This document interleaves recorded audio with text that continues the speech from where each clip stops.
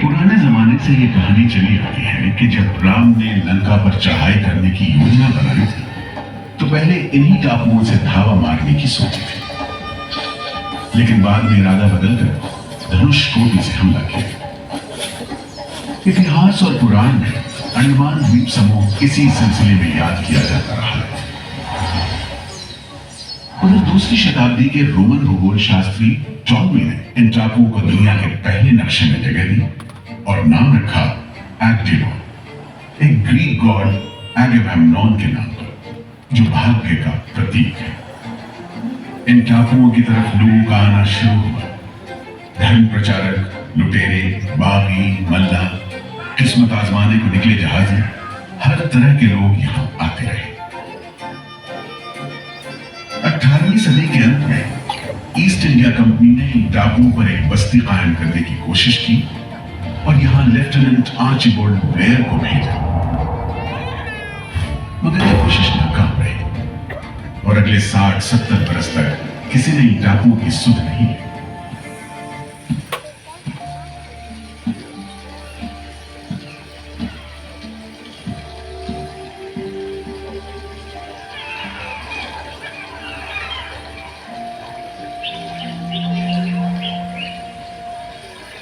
प्राकृतिक खूबसूरती और शांत समुद्र के बीच जिंदगी की खामोश लहरें उठती और बैठ जाती।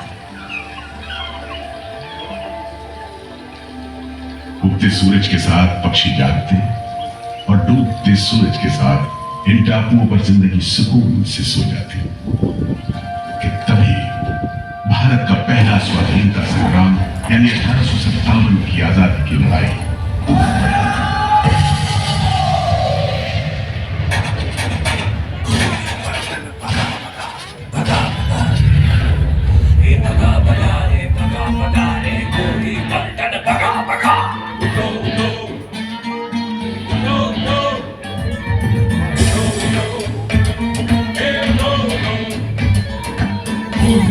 सन 57 में मंगल पांडे की ललकार,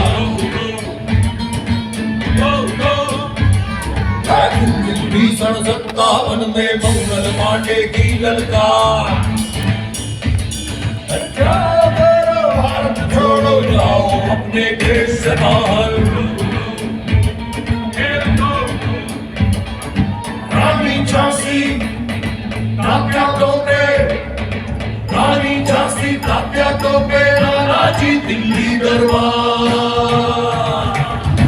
उठो उठो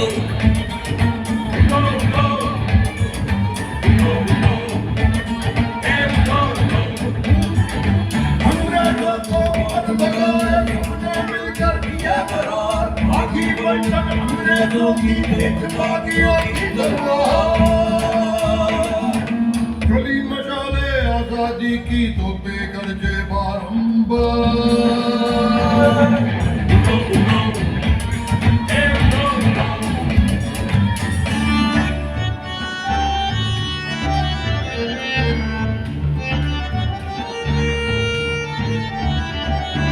लोहे से लोहा बजता था, मची हुई थी चीख-पुकार। लोहे से लोहा बजता था, मची हुई थी चीख-पुकार। सुनो कंपनी वालों सुन लो,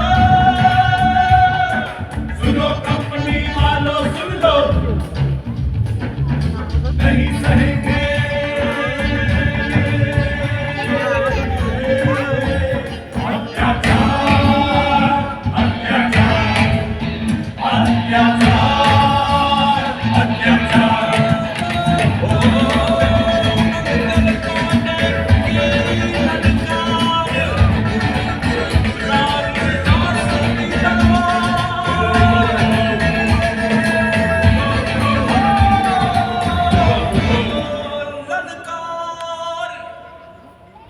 जल्द ही बगावत की लपटों की तपिश शांत पड़े अंडमान द्वीप समूह पर पड़ने वाली थी। आजादी के मतवालों को सबक सिखाने के लिए फिरंगी सरकार ने 15 जनवरी 1858 को पूरे के पूरे अंडमान द्वीप समूह को एक कैदखाने में बदलने का फैसला किया। His Excellency Governor General ने काउंसिल में ये फैसला किया है कि अंडमान आइलैंड में कैदियों की एक बस्ती बनाई जाए। इसमें शुरू में ऐसे मुजरिम रखे जाएं जिन्हें बगावत और राजद्रोह और इससे ताल्लुक रखने वाले दूसरे अपराधियों के लिए कैद या देश निकालने की सजा दी गई हो। और इस तरह अंडमान द्वीप समूह की पुरानी खाड़ी का नाम लेफ्टिनेंट आर्चिबाल्ड ब्लेयर के नाम पर पोर्ट ब्लेयर रखकर मुजरिमों की बस्ती कायम की गई। सन 57 के वीरों के नक्शे कदम पर 6 साल बाद अंडमान की धरती पर पैर रखे वहाबी आंदोलन के राजनीतिक बंदियों ने 1860 से 1872 के बीच बहुत से वहाबी आंदोलनकारी अंडमान भेजे गए। सरहदी सूबे का रहने वाला एक पठान शेर अली आफरीदी भी अंडमान में उस समय उम्र कैद की सजा काट रहा था और अंग्रेजों से बदला लेने के लिए मौके की तलाश में था।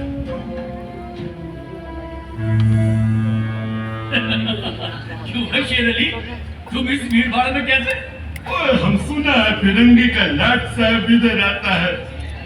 हम भी देखने आया है जुल्म करने वाले का सरदार कैसा दिखता है।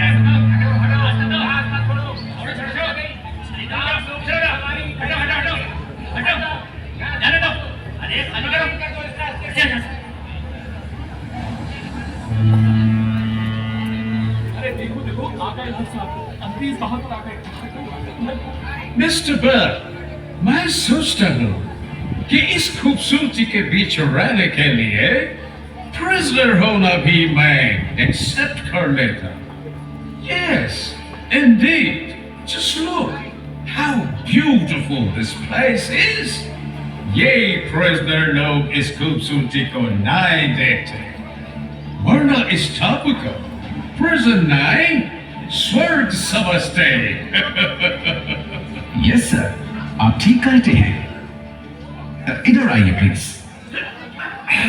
हम तुमको खत्म करने का फिरंगी जालिम कैदियों के साथ इस हैवानी सुलूक हम बर्दाश्त नहीं करेगा।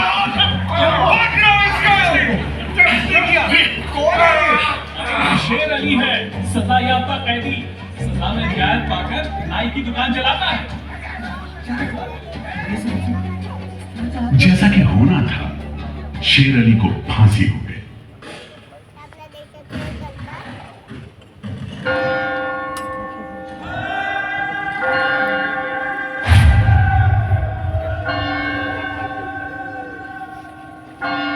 शायद इसी घटना का असर था कि ब्रिटिश सरकार ने कैदियों के साथ और भी कड़ाई बरतने के बारे में गंभीरता से सोचना शुरू किया।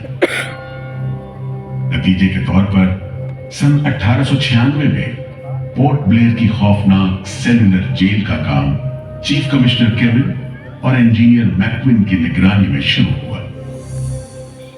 यूरेनस मैक्विन, आपकी जांच पूरी हो गई? यस सर, हमने पूरा टापू का मुआयना कर लिया है। तो आपके हिसाब से जेल कहाँ बनेगी? मेरा राय भी जेल इसी जगह बने तो अच्छा रहेगा सर। इस पहाड़ी पर?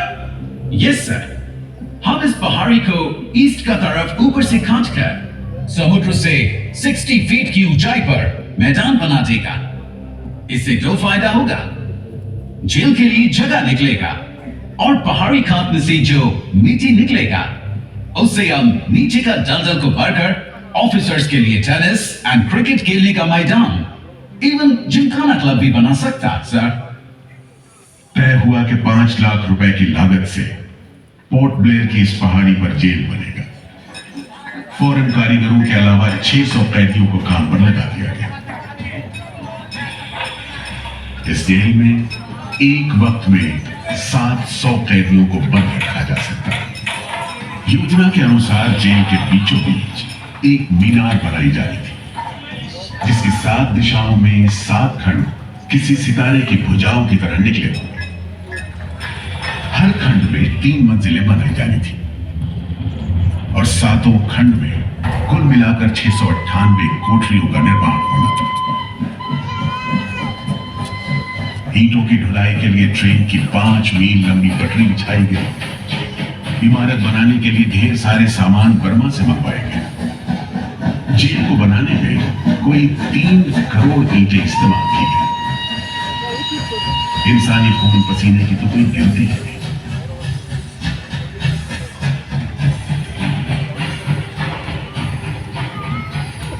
सुबह दोपहर शाम रात घोड़े चलते रहे और काम होता रहा।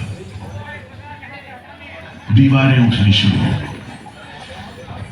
आखिरकार 10 साल बाद सन 1906 में यह विशालकाय जेल तैयार हुआ और यहीं से अंडमान के इतिहास का सबसे काला दौर शुरू हुआ।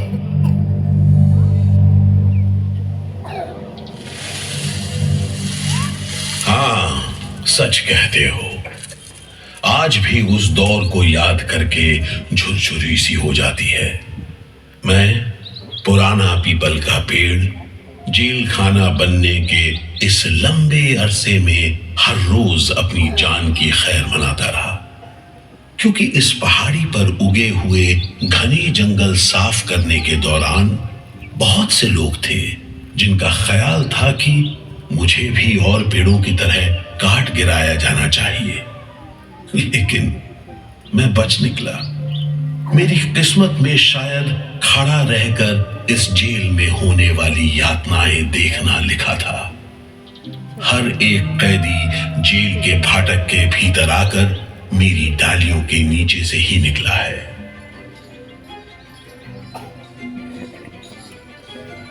जैसे जैसे अंग्रेजी शासन के खिलाफ आजादी की मांग तेज हुई, ब्रिटिश सरकार ने सेलुलर जेल के फाटक हर छोटी बड़ी बात के लिए खोलने शुरू कर दिए। किसी ने पर्चा निकाला तो अंडमान जेल, किसी ने लेख लिखा तो अंडमान जेल। लेकिन जब आजादी की लौ दिल में जल रही हो तो लोगों को कब तक रोका जा सकता है? 20वीं सदी शुरू होते होते फिरंगी सरकार के खिलाफ जंग में तेजी आ गई। अलीपुर षड्यंत्र कांड, चटगांव डकैती कांड, काकोरी कांड, लाहौरी बम कांड, मोपला विद्रोह, नासिक षड्यंत्र, कितने मामले गिनवाए, ये सूची लंबी है। लिहाजा एक नए किस्म के अभियुक्तों ने अंडमान की सेल्युलर जेल में कदम रखा। ये नई किस्म थी क्रांतिकारियों की। क्या शानदार लोग थे, मस्ती में झूमते गीत गाते जेल में कदम रख रहे थे, मानो जेल नहीं मंदिर जा रहे हो। आजादी के ये परवाने देश के कोने कोने से आए थे। सरफरोशी की तमन्ना अब हमारे दिल में है, देखना है जोर कितना बाजुए का दिल में है। वक्त आने दे बता देंगे तुझे आसमां, हम अभी से क्या बताएं, क्या हमारे दिल में है। सोहन सिंह भकना हाजिर। मोतीलाल वर्मा हाजिर। पंडित परमानंद शास्त्री हाजिर है। बटुकेश्वर दत्त हाजिर। सचिंद्र नाथ सान्याल हाजिर। उल्लासकर दत्त हाजिर। पृथ्वी सिंह आजाद, पृथ्वी सिंह आजाद हाजिर। हर आदमी के दिल में स्वाधीनता की लौ जल रही थी। इस जोत को बुझाने का काम ब्रिटिश सरकार ने जिस अफसर को सौंपा वो था सेल्युलर जेल का जेलर डेविड बेरी। जमादार। जी हुजूर। जी हुजूर। नया कैदी लोग आया? जी सरकार, सभी लाइन से खड़े हैं। ठीक है, सुनो, इनसे कह दो कि इस जगह पर हम शेर को पालतू बनाता है। तुम जेल का दीवार देखता है, जानता है इसको इतना नीचे क्यों बनाया? इधर से कोई भागने को नहीं सकता, यह सब तरफ 1000 माइल्स तक पानी है और ऊपर खुदा है, और तुम हमको देखता? हम इधर का खुदा है, डेविड पेरी। Get it? इस तरह कैदियों से ठस भरी जेल की गंदी सीलन भरी बदबूदार हवा में कैदियों का बंदी जीवन शुरू होता है। बेड़ियों की आवाज, वार्डनों की गाली गलौज और मार खाते कैदियों की चीख पुकार से गूंजते कोठरियों का दम घोटी माहौल कड़े से कड़े इंसान को तोड़ने के लिए काफी था। लेकिन इन कोठरियों में ऐसे बंदी भी आए जिन्हें ये माहौल हताश करने की बजाय जुल्म का मुकाबला करने की प्रेरणा देता रहा। वीर विनायक दामोदर सावरकर, ये नाम ऐसे ही बंदियों में बड़े सम्मान के साथ लिया जाता है। जयोस्तु ते जयोस्तु ते जयोस्तु ते जयोस्तु ते जयोस्तु ते जयोस्तु ते जयोस्तु ते जयोस्तु ते जयोस्तु ते जयोस्तु ते जयोस्तु ते जयोस्तु ते जयोस्तु ते जयोस्तु ते श्रीमहन मंगले शिवस्पते शुभदे श्रीमहन मंगले शिवस्पते शुभदे स्वतंत्रते भगवती वामहं यशोस्तुतां वन्दे। जयोस्तु ते जयोस्तु ते जयोस्तु ते जयोस्तु ते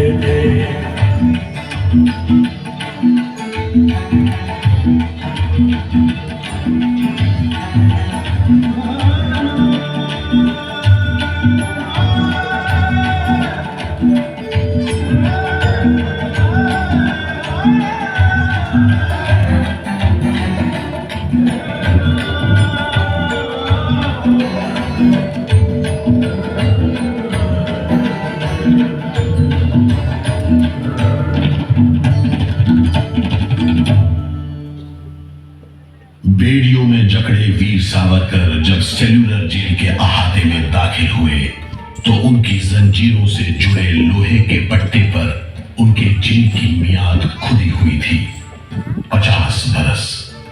24 दिसंबर 1910 से 30 दिसंबर 1960 तक।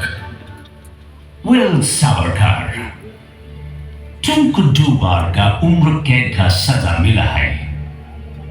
50 बरस बाद सरकार तुमको छोड़ देगा। मिस्टर पेरी, तुम्हें विश्वास है कि तुम और तुम्हारी सरकार 50 बरस यहां रह पाएगी? सावरकर को इस बात में रत्ती भर भी शक नहीं था कि आजादी की जो लपटें हिंदुस्तानियों के मन में धड़क रही हैं, उन्हें अंग्रेज अब बुझा नहीं सकेंगे और जल्द ही उन्हें जाना होगा। इसी प्रबल विश्वास के बल पर सावरकर 10 बरस लंबा अरसा सेल्यूलर जेल की एक ही कोठरी में रह सके।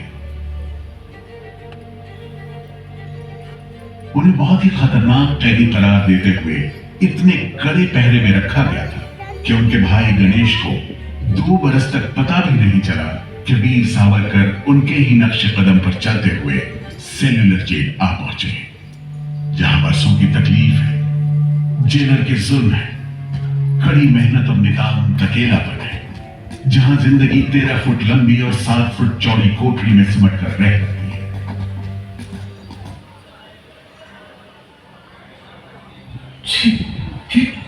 ये कैसा रद्दी खाना है? चावल में कंकर है, सब्जी में रेत है, दाल में खीरे।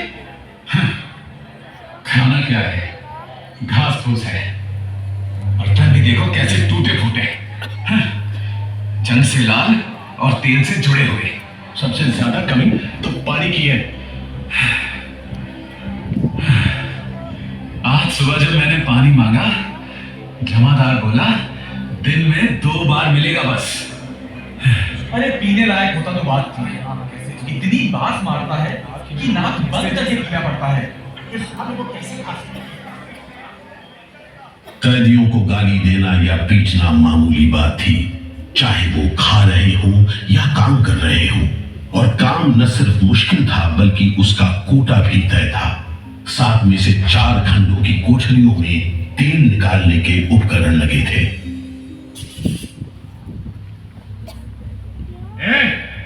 इंदु भूषण, सुधीर, हेमचंद, तुम लोग इधर चलो, नारियल के बोरे उठाओ।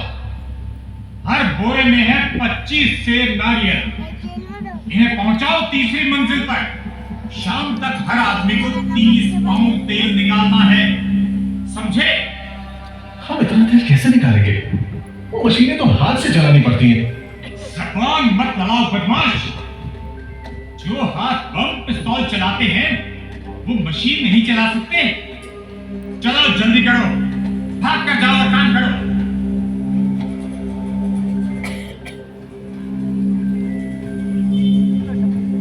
मेरा बात ध्यान से सुनो। जी हुजूर। जो आदमी काम नहीं करे उसको पेट लगाओ। जी हुजूर। समझा? जी। सजा दो, कोई छूट नहीं दो। जी। कोटा पूरा कराओ। जी। लेकिन तमाम मारपीट और गाली गलौज के बावजूद यदि कैदी काम पूरा न कर पाते तब जो सजा मिलती वो किसी की भी हिम्मत तोड़ने के लिए काफी थी। जमादार जी हुजूर। इसको 2 दिन तक टाट का वर्दी पहनाओ। कल से इसका गाना बंद। जी। सिर्फ 2 कप खंडी दो। जी हुजूर।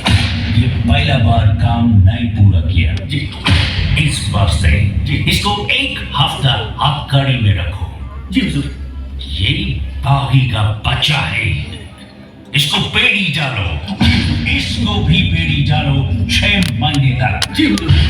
तुम अब तक 5 बार काम का कोटा पूरा नहीं किया, हम तुमको इस बदमाशी का मजा चखाएगा। जमादार जी हुजूर। इसको तन्हाई में रखो। जी। Solitary confinement. जी।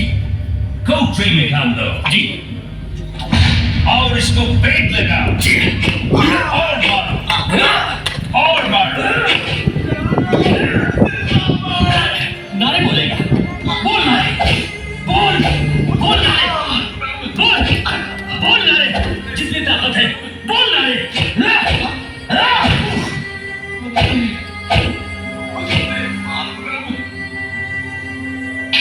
उल्हासकर दत्त ने इस सारी तकलीफ की दिल को छू देने वाली तस्वीर खींची है।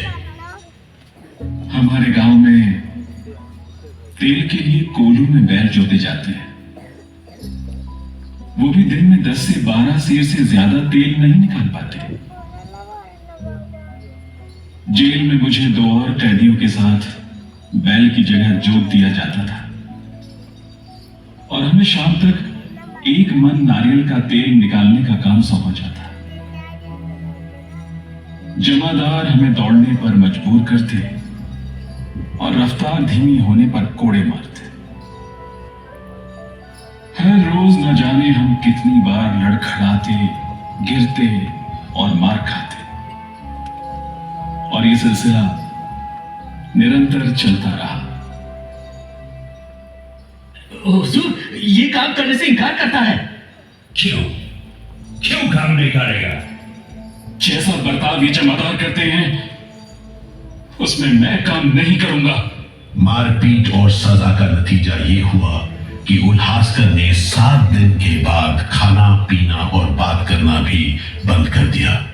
वार्डनों का ख्याल था कि उल्हासकर पागल होते जा रहे हैं, लेकिन जेलर बेरी ने इसे नाटक बताते हुए उल्हासकर को बिजली के झटके लगाने का हुक्म दिया, जिसके बाद उल्हासकर 3 दिन और 3 रात बेहोश रहे।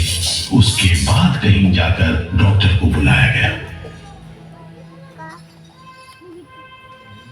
सुनो मिस्टर उल्हासकर, हम जानते हैं तुम अपने मुल्क का आजादी के वास्ते ये करता। हम तुम्हारा काम को ठीक नहीं समझते, लेकिन तुम अभी जवान है। एक दिन अपना सजा पूरा करके वापस अपना मुल्क जाएगा, तब अपना हाथ से जान क्यों लेगा? क्या तुम डरपोक है? हम अपना सीनियर ऑफिसर का हुक्म नहीं बदल सकता, लेकिन तुम चाहेगा तो हम तुमको मेंटल हॉस्पिटल में भर्ती करवा देगा। ठीक है, इन जानवरों के बीच रहने से पागलों के बीच रहना बेहतर होगा। उल्हासकर की सारी तकलीफ का जेलर डेविड बेरी पर कोई असर नहीं हुआ। उल्हासकर के जाने के बाद बेरी ने वीर सावरकर को चिढ़ाते हुए पूछा, क्यों सावरकर, तुम भी पागलपन का बहाना करेगा क्या? तुम्हारे बाद मिस्टर बेरी। अच्छा। हाँ, जिस तरह के अत्याचार तुम कर रहे हो उनसे कोई भी आदमी पागल हो सकता है। रहने दो ये सब बात सावरकर, तुम अच्छी तरह जानता है उल्लासकर पागल नहीं है, बहाना खाता है। मिस्टर बेरी, अगर तुम सोचते हो कि उल्लास बहाना कर रहा था तब तुम पहले ही पागल हो चुके हो। ये सब अत्याचार बंद करो, वरना हमारे पास स्ट्राइक के अलावा कोई रास्ता नहीं बचेगा। छूट नहीं, रियायत नहीं, छूट नहीं, रियायत नहीं। हमारी मांगे पूरी करो, पूरी करो। जिंदाबाद, बंदियों को छोड़ दो, बंदियों को छोड़ दो। और इस तरह कैदियों ने अपना आखिरी हथियार इस्तेमाल करना शुरू किया। हड़तालों का एक लंबा सिलसिला चल पड़ा, मगर ऐसे मामलों से जेलर बेरी और उसके अमले के रवैये में कोई खास फर्क नहीं पड़ा। कुल मिलाकर सेलुलर जेल के कैदी तकलीफ और बदसलूकी के बीच अपने दिन गुजारते रहे।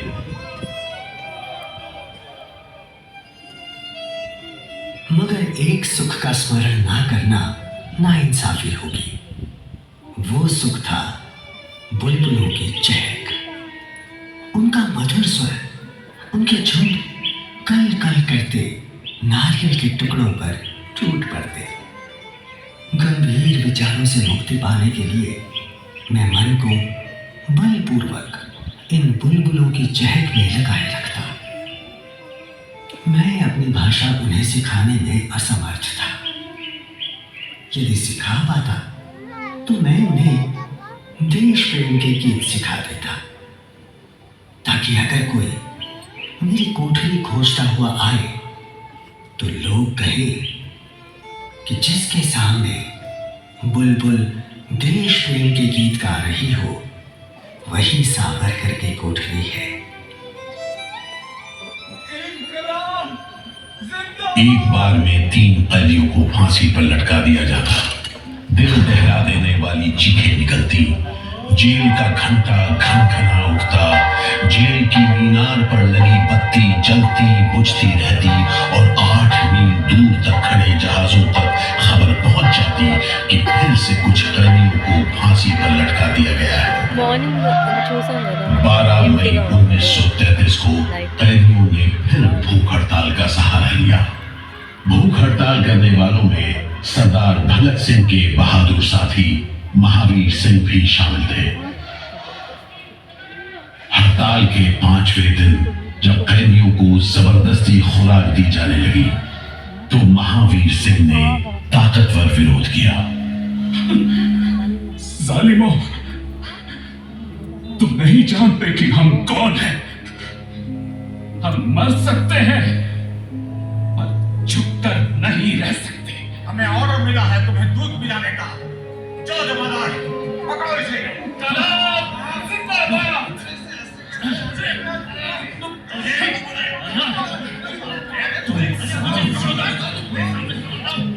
हम जबरदस्ती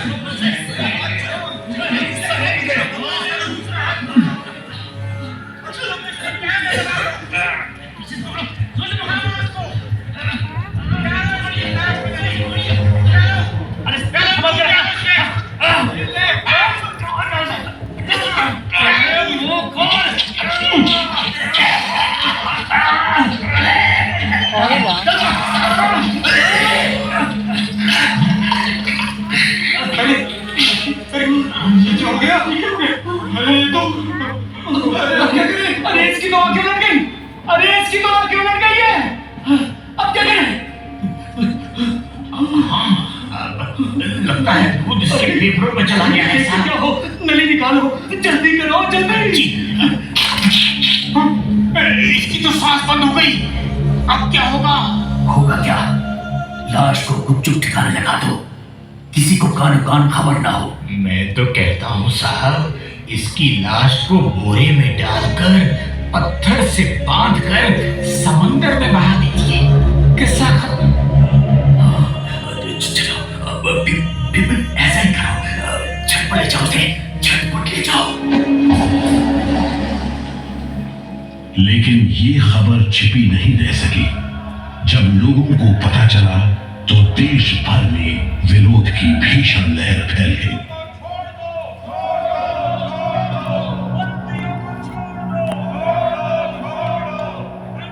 और फिर 45 दिन बाद 26 जून 1933 को जेल अधिकारियों ने हथियार डाल दिए। लेकिन देश अभी भी गुलामी की जंजीरों में जकड़ा हुआ था। इन्हीं हालात में सन 1937 के संवैधानिक सुधार लागू किए गए और कांग्रेस ने अनेक प्रांतों में मंत्रिमंडल कायम किए। स्वाधीनता की तरफ बढ़ते कदमों में तेजी लाने के लिए अंडमान के सेलुलर जेल के बंदियों ने भी आवाज बुलंद की। बंदियों की रिहाई, स्वदेश वापसी और राजनीतिक बंदियों के लिए बेहतर सुविधाएं हासिल करने की मांग को लेकर 24 जुलाई 1937 को सेलुलर जेल के कैदियों ने सामूहिक अनशन शुरू किया।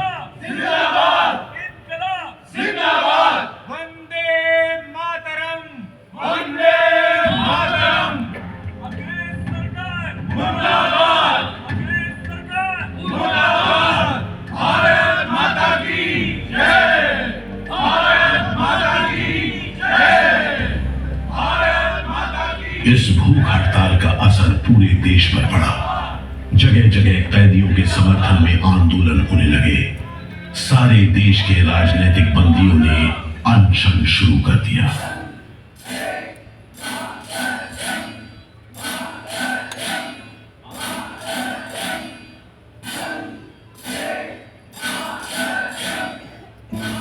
गुरुदेव रविंद्रनाथ ठाकुर और कांग्रेस की कार्यकारिणी की तरफ से जवाहरलाल नेहरू ने कैदियों से भूख हड़ताल समाप्त करने की अपील की और 28 अगस्त 1937 को गांधी जी ने सेलुलर जेल के बंदियों को तार से संदेश भेजा। मैं गुरुदेव रविंद्रनाथ टैगोर और वर्किंग कमेटी की राय में अपनी अपील भी जोड़ना चाहता हूं। आप सब हड़ताल वापस ले लें और हम पर भरोसा रखें। हम आपको राहत दिलाने के लिए पूरी कोशिश कर रहे हैं। कैदियों पर गांधी जी की इस अपील का बहुत असर पड़ा। सभी कैदियों ने आपस में सलाह करने के बाद जवाब दिया।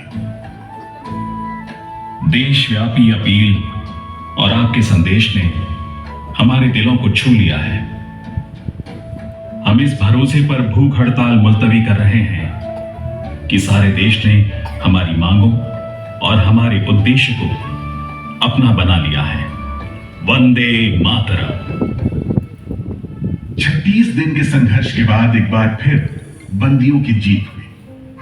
नतीजे के तौर पर सितंबर 1937 से सेलुलर जेल के कैदियों की स्वदेश वापसी शुरू हो गई।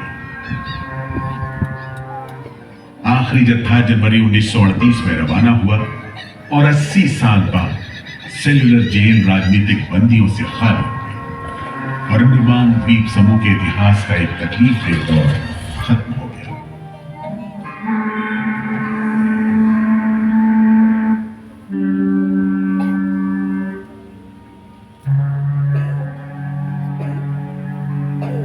मगर एक और जालिम दौर शुरू होने वाला था। 1939 में दूसरा विश्व युद्ध शुरू हुआ और 1942 में जापानियों ने अंडमान पर कब्जा कर लिया।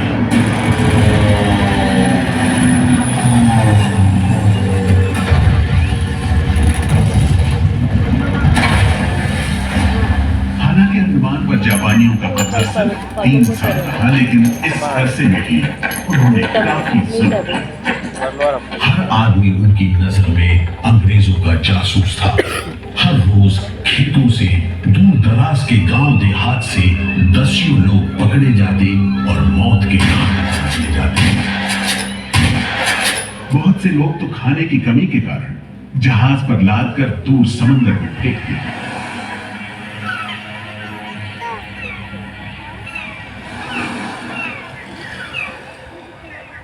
इसी दौरान नेताजी सुभाष चंद्र बोस अंडमान आए और जेल का मुआयना भी किया, मगर जापानी उन्हें जेल के उन हिस्सों में नहीं ले गए जहां वो सैकड़ों कैदियों को जासूस करार देकर तकलीफें पहुंचाते थे। अपनी छोटी सी अंडमान यात्रा के दौरान नेताजी ने तिरंगा भी फहराया।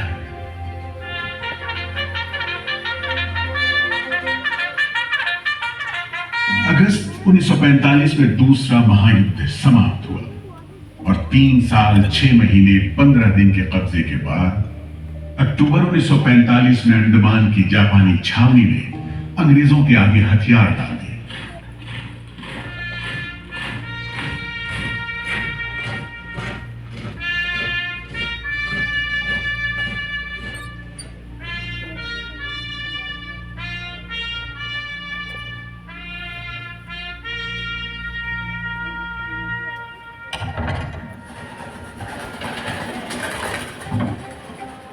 सेलुलर जेल के फाटक एक बार फिर खुले और कैदियों को रिहा कर दिया गया। इसके बाद 2 साल के अंदर अंदर भारत में ब्रिटिश सरकार का शासन खत्म हो गया।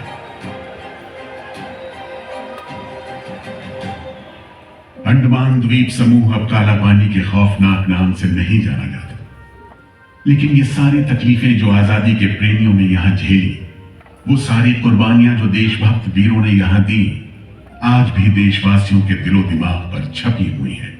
इसीलिए अंडमान के भूतपूर्व राजनीतिक बंदियों के भातृत्व मंडल की इच्छा को स्वीकार करते हुए भारत सरकार ने 30 अप्रैल 1969 को घोषणा की कि सेलुलर जेल को राष्ट्रीय स्मारक के रूप में सुरक्षित रखा जाएगा।